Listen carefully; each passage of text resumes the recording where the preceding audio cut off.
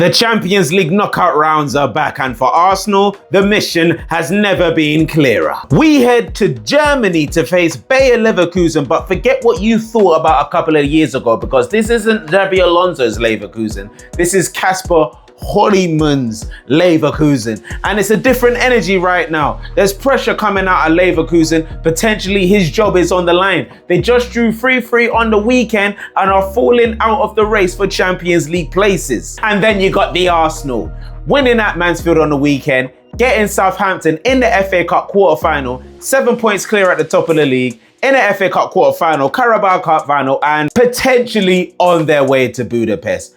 It couldn't be greater to be an Arsenal fan in this moment in time. And next up is a troubled Bayer Leverkusen in Germany. People them, welcome to your match overview for this Champions League game, Bayer Leverkusen versus the Arsenal. I'm your host Dini. This match overview starts right now. Yes, people them, I am your host Dini. Welcome back to Rasenal TV. This is your match overview for Bayer Leverkusen versus the Arsenal tomorrow night. People them, we are excited. We are feeling good. As I said, it's a great time to be an Arsenal fan right now, still fighting for all trophies in every competition. I know I said it twice, but I'm gonna say it again. Still fighting for 4 trophies in every single competition. And next weekend, we do have that Carabao Cup, but more on that next weekend. Right now, tomorrow is Leverkusen. Now let's get you up to speed with the injury news. There were some notable returns to the training session that Arsenal had, and we're gonna let you know that right now. Make sure you like, comment, and subscribe. Let's begin. So the big news coming out today is that the likes of Zubimendi, Gabriel, Declan Rice, and William Saliba are back in training. We know the likes of William Saliba had a niggle which kept him out for the last few games, but he is back now. And also, critically as well, Calafiori and Trossard were seen in training as well. We know they came off both against Mansfield on the weekend. There were worries that they could be out for sustained periods of time,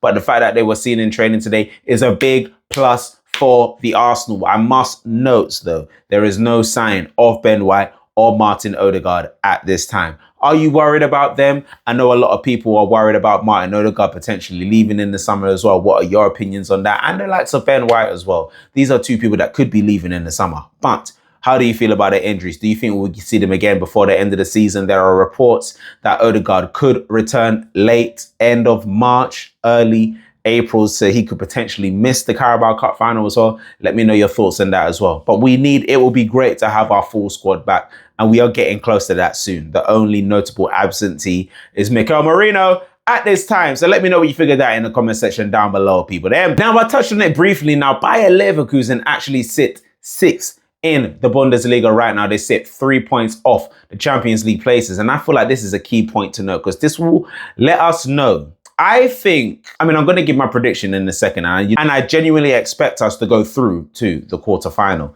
to face whether it is Sporting or Bodo Glimt. But this is key to note, because Bayer Leverkusen face us. Then their next game in the Bundesliga is actually Bayern Munich. Then they face us again. So Leverkusen can't necessarily afford to rest any players. They got to go out for it if they want to stay in the Champions League. Their best route of getting into the Champions League might be trying to win it. Well, I say that. They are only 3 points off the Champions League places. So who knows? Who knows? How will they rotate for the games against Arsenal and Bayer Leverkusen? That is going to be interesting, because we know most teams like us around Europe don't have the squad depth like us. So we'll see what happens. But with that even being said, like I said, I expect us to go through. Now, one last thing I do want to point out is that Gabriel Martinelli, these are players like Gabriel Martinelli, Trossard, players that do need to step up. Even I say Skelly needs to stop. I don't know if Skelly will play this game. And you know what? We're going to talk about that in a second, because I'm going to do my most wanted 11 and predicted 11. So stay tuned for that, and make sure you subscribe to Rasenal TV. But players like Trossard, players like Martinelli broke records in the Champions League earlier in the season, being the first player in our history to score 5 Champions League goals in 5 games back to back. Gabriel Martinelli, we need to see you do something. Pick up that form that we saw in 22-23, Black away kit. We need that Martinelli back.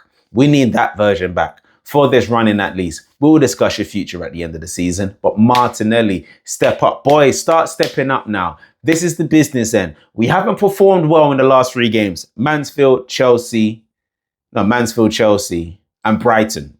Almost forgot Brighton. We haven't performed well in the last 3 games. It would be nice to see a performance tomorrow night from the boys. So let me know what you think of that in the comment section down below. And now, let's get into the most wanted and predicted 11. And I hope you're enjoying the Rasenal overview, the Rasenal match overview on Rasenal TV. Then I hope you're having a good time. Make sure you like, comment, and subscribe. Now, most wanted and predicted 11. So this is the 11 that I would like to see. Go out against Leverkusen. I think this 11 can still get the job done in Germany, but you know what? It's up for debate. So let me know your thoughts and opinions on my most wanted 11 before I do the predicted 11 based on everyone who has returned. Now, this is the 11 I actually do want to see in Germany tomorrow night, and it goes like this. David Raya return to the sticks. Absolutely. Command your goal. Do your thing, man. You've been great these last couple of games with some big saves as well, clawing it off the line. You keep doing your thing, sir. Thank you very, very much. Right back in the side, Yuri and Timber did actually come on because we had a couple of injuries against Mansfield, and we needed to, it's crazy to say we even needed to plug some holes against Mansfield, because Mansfield, they were playing great football. Timber came on, does his job, solid, locks it down. Timber, you return. Returning to his centre-back position is William Saliba. I do think William Saliba will come straight back in for this game, probably get about 60 minutes, and then potentially come off for the likes of Mascara. Saliba returns with his partner, Gabriel. That is no doubt at all. With at left back, I know Hincapie's been playing great, and I love Hincapie. I love Calafiori as well. He's had a few niggles, so he's not going to start the game. But the person I actually do want to see start this game is actually Miles Lewis-Kelly. He didn't get to play against Mansfield. He didn't get to play against Mansfield in the midfield, which he probably would have done. He would have probably done it against Wigan. I think it was. It could have been someone else, but he could have potentially done against Wigan. He won't play in the midfield probably for the rest of the season. He might play in the midfield against Southampton. I don't know. But I would love to see Miles Lewis-Kelly start this game. He randomly started against Atletico Madrid, and we had one of our best performances, I'm pretty sure. Came on against Bayern Munich and had a big hand in one of the goals as well. And I know he hasn't been great this season, but I feel like he deserves a chance back in the team because he was pivotal for us last season. And we need to not forget that. So, back 5 as it stands, Raya, Timber, Saliba, Gabriel, and Miles Lewis-Kelly. In the 6, even though Zubimendi is back in training, I'm putting Norgard in this game. I do think Zubimendi still does need a rest. And again, Norgard is a very, very good player in his own right. So come on. What happens? Touch wood. Pray it doesn't happen. I pray to jar it doesn't happen. Well, what if Zubimendi gets injured? We're going to need Norgard to be getting up to speed. And I feel like, you know what? Away from home, play Norgard, and at the Emirates, then play Zubimendi. In my opinion, that's what I would do. But who knows? People might call me crazy. Back in the side, absolutely, there is no doubt at all. Declan Rice in the 8. No worries about that. We don't need to talk about Rice. Won an award at the weekend as well. The London Football Awards, I believe it was. And Mikel Arteta won an award as well. And the likes of Eze won an award as well. So big up the man them. Big up the man them. And obviously in the 10 as well, the guy I just mentioned, Eze, came on and gets the match winner against Mansfield. Big goal as well. Beautiful goal. It was. And I just want him to continue finding his form. Odegaard's not going to be here. I would start Havertz. If Havertz had more minutes in his legs and he was a bit fitter, then Havertz would probably get the start in the 10. But Eze, no, keep doing your thing. Keep doing your thing. Keep finding your feet more and more in this team, and just keep totting up goals and assists as well. Keep doing your thing. On the right-hand side, it's a no-brainer. Absolutely. Bukayo Saka, you do your thing, star man. Star man now. Star man, in my opinion. Then on the left-hand side, I would actually put Madueke. I would actually put Noni Madueke on the left-hand side because neither Martinelli nor Trossard have been cutting the mustard on the left-hand side. So why not put Madueke out there? Give something different. And then maybe Saka's done his thing. You put Madueke back on the right-hand side and then bring on a Trossard or a Martinelli. Most likely a Martinelli because Martinelli off the bench in the Champions League. The rest is history. You know what I'm saying? And then straight down the middle, I already said Kai Havertz, if he had more minutes in his leg, I would start him. So that means I'm starting Victor Gyökeres down the middle. So that's my most wanted 11 people there. You let me know what you think about that in the comments below. I still think that's good enough to beat Bayer Leverkusen, in my opinion. But now let's go straight into the predicted 11. So let's scratch that. Let's rub all of that out. And this is the actual 11 that I think Mikel Arteta is going to pick for tomorrow. Big Champions League night. We do have Everton on the weekend at 5:30 as well. So we could see, I'm not saying we'll see crazy rotation, but we could see some rotation in this game. Everton is a big game at the weekend. We need the 3 points indeed. Man City have West Ham as well. And I know for a fact, look, West Ham have had an upturn in form. I watched the FA Cup game last night. I'm not sure how much how Somerville's going to be in terms of being available for them. But at the same time, I expect Man City to win that game. So Everton is a must win.